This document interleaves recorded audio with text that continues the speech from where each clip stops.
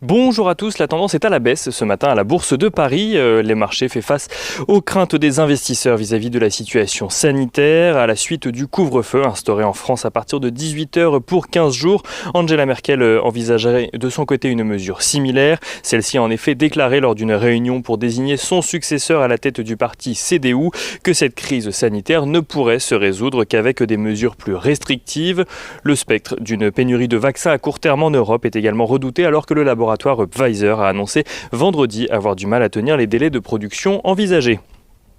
En Chine, le PIB au quatrième trimestre ressort en hausse de 6,5% en rythme annualisé. C'est plus que la hausse de 6,2% attendue. Les ventes au détail déçoivent de leur côté, affichant une contraction de 3,9% sur l'année 2020. Côté valeur à présent à la Bourse de Paris, les investisseurs vont pouvoir suivre 3 gros dossiers aujourd'hui.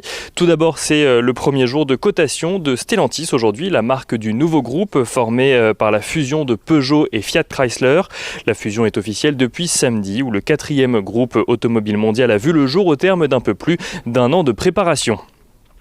Couche-Tard a annoncé de son côté renoncer à racheter Carrefour. Les discussions préliminaires ont été rompues alors que le gouvernement avait opposé son veto à cette fusion. Carrefour et Couche-Tard évoquent une décision à la suite des récents événements sans donner plus d'explications.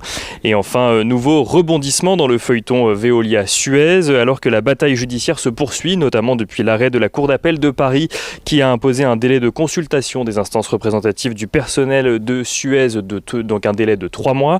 Suez annonce ce matin soutenir un projet alternatif à l'OPA de Veolia. Suez a en effet reçu une lettre d'intention d'Ardent mais aussi de GIP qui propose plusieurs scénarios dont celui de racheter les actions de Suez au prix de 18 € par action.